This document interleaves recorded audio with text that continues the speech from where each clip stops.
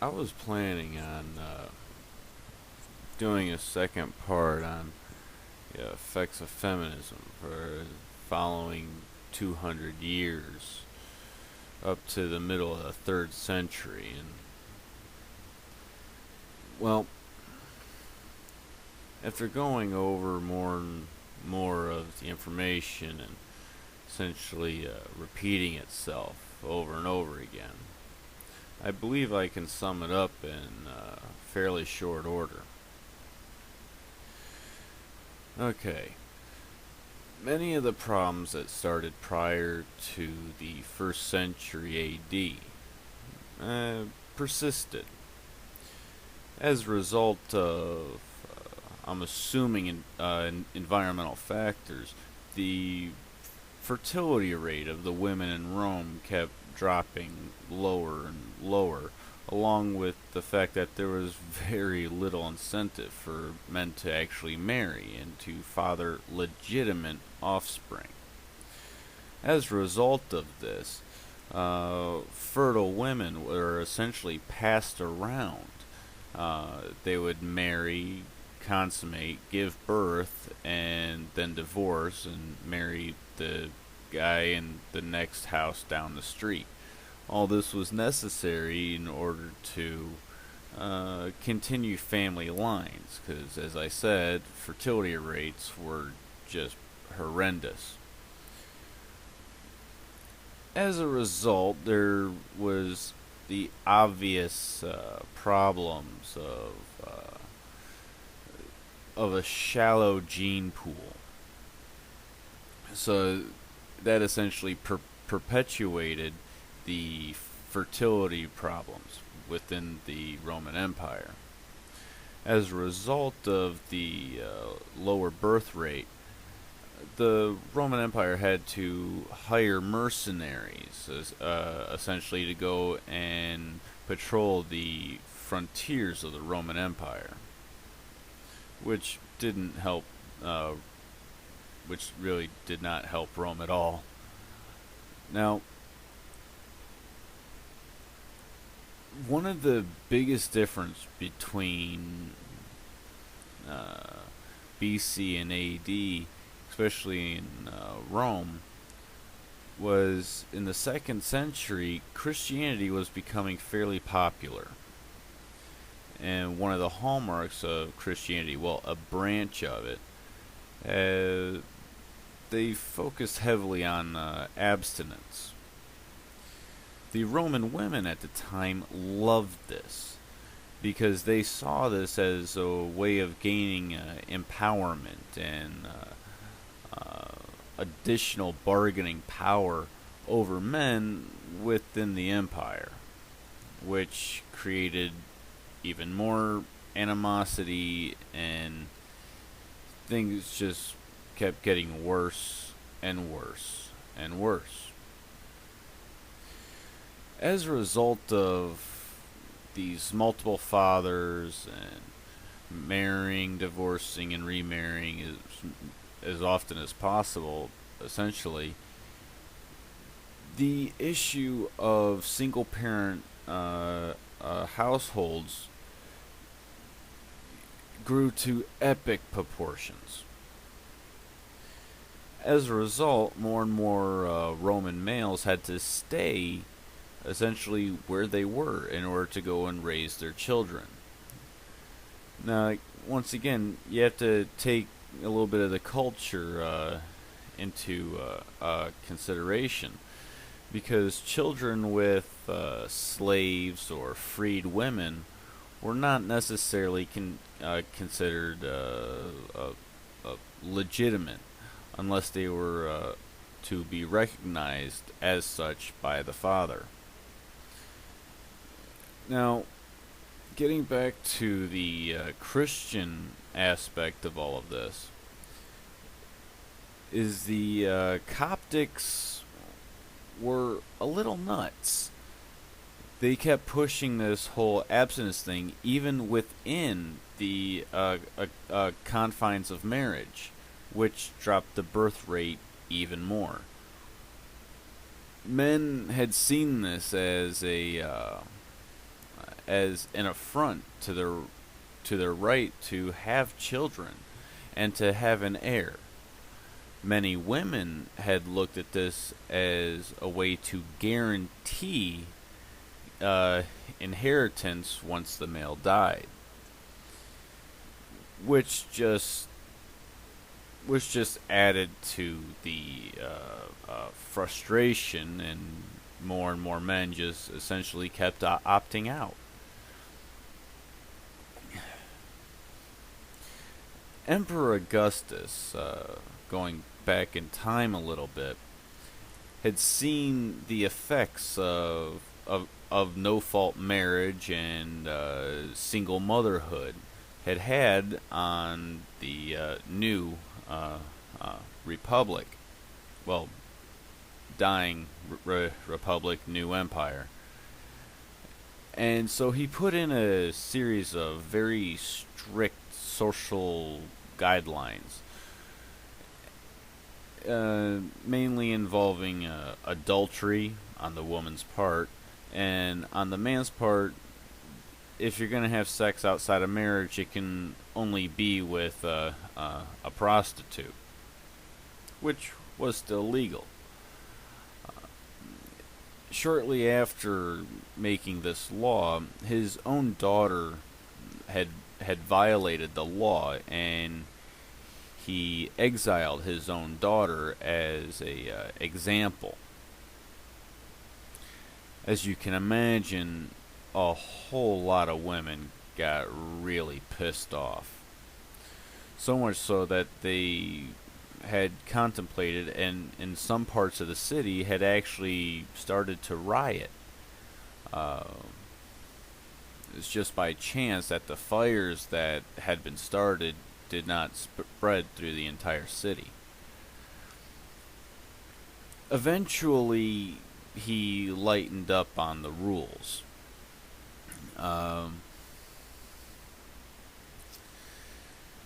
Mainly as a result of social unrest, because the women in Rome were essentially using all of the beta males to do their bidding and light fires, essentially wanton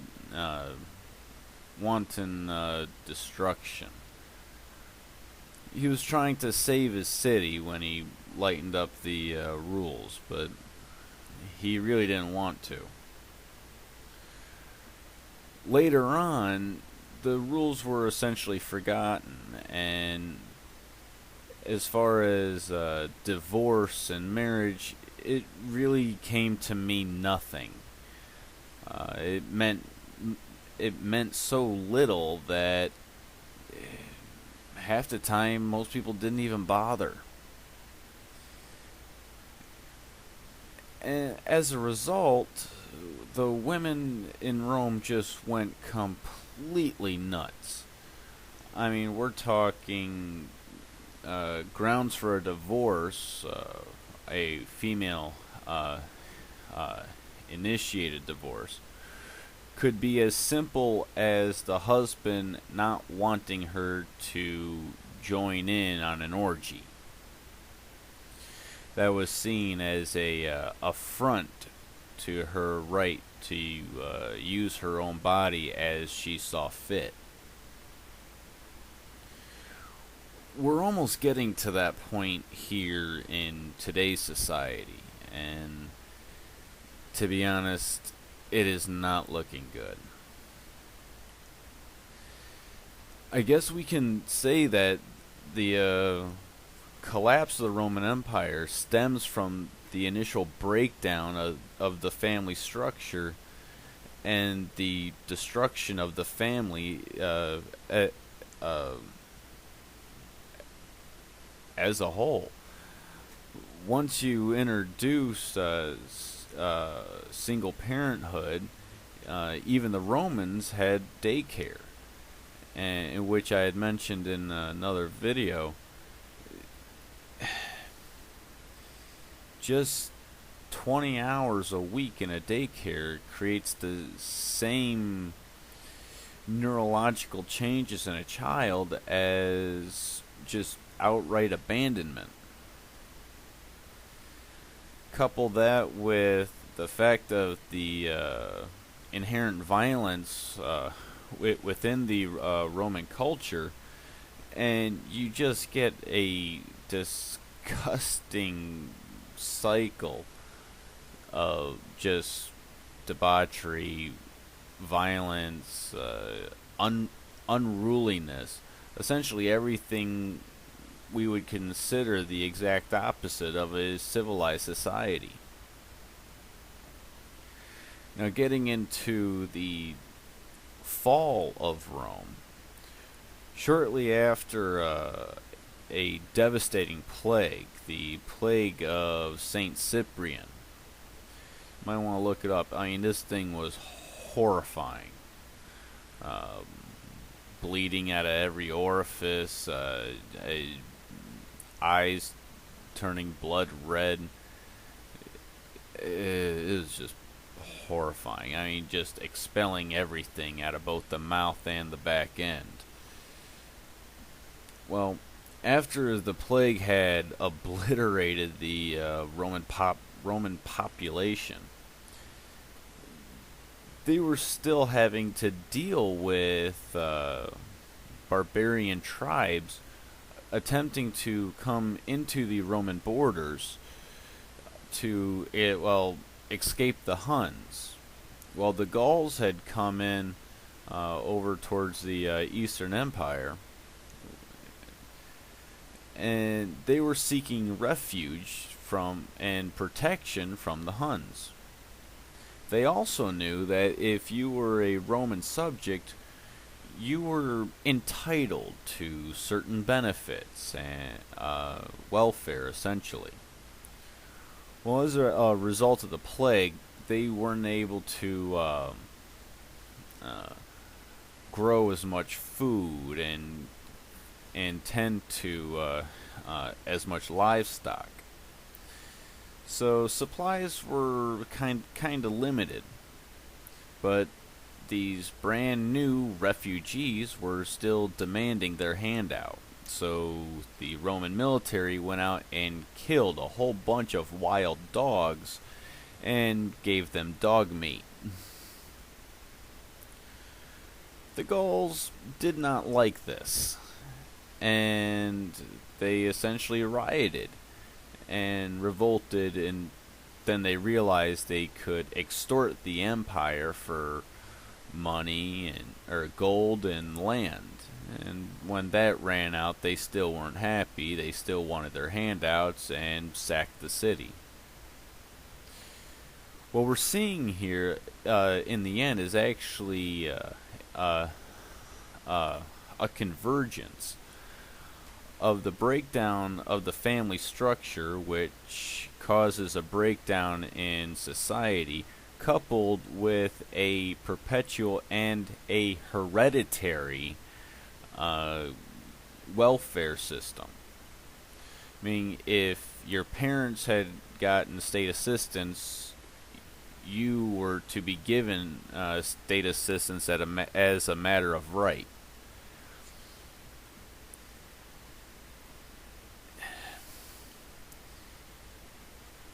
When the free market system was employed in Rome, there was prosperity. There was essentially rule of law. Once you started getting into more and more government control, along with the breakdown of the family, which causes even more government control, that developed into a totalitarian society, the Roman Empire. And with a continuation of these policies as a result of the people learning that they could essentially vote themselves a living at the expense of others, then it just became a death spiral. I can't say that feminism itself had caused the fall of the Roman Empire. or of the Roman Republic. What I can say was that it was a factor. You had many civil wars as a result of politicians gaining support by promising people free shit. Then the people that were promised all this free shit would join up with a legion under the control of this politician in order to guarantee the getting all the free shit. They did this so many times that the population was just decimated over and over again through civil war.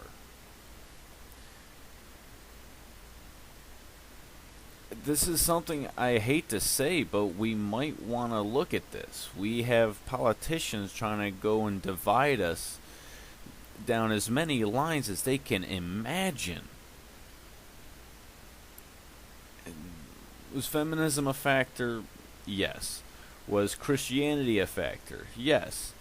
When you had a feminist movement coupled with the power given to them by the Christian belief system that was in place at the time, it just amplified the effects.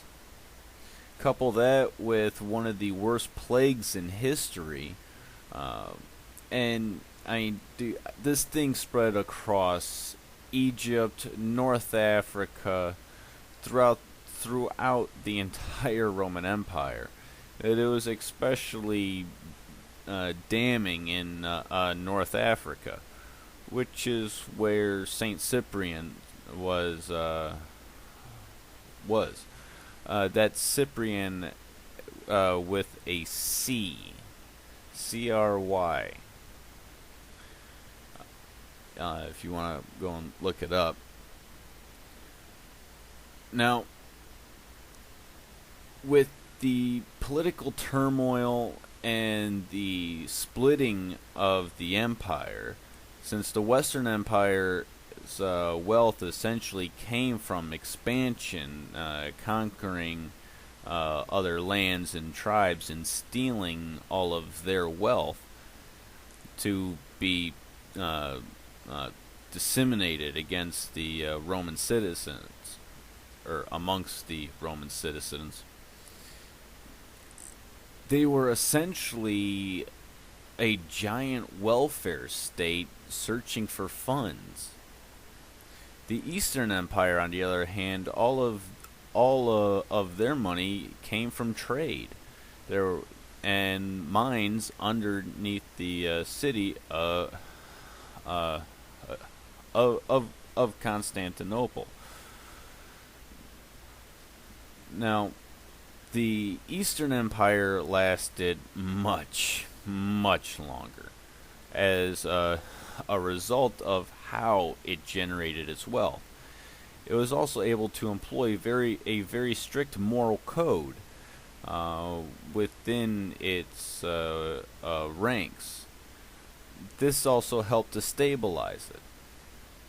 In the West, on the other hand, the breakdown of a moral structure, which we attribute to the rise of feminism and no-fault divorce and all the effects that followed, we can actually see in this example the two different systems in direct comparison. With a strict moral and social code, the Eastern Empire was able to last an additional 1,000 years. That's a long time. As a result of the loose morals of the West, as well as the use of lead, which I think perhaps had a effect on the birth rate. we can begin to see our own society. We've gone from a free market system, which was later employed in the East, which earlier was employed in the West.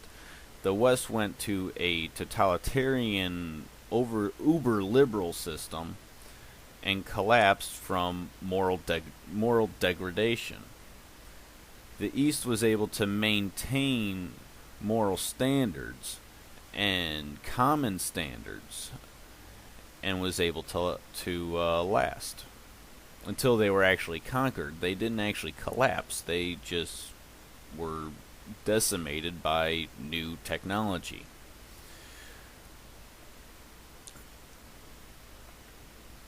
We can see the beginnings of the collapse and the rise of liberalism, I guess would be a better way to put it.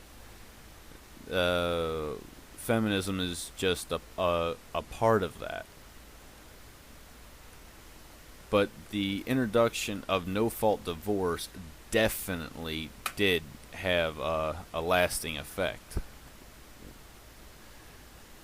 But anyways, I wish I could get a little more in depth into this, but it's already after 20 minutes. Well, thank you, and I hope I didn't upset you too much on essentially cutting this a little short. Thank you.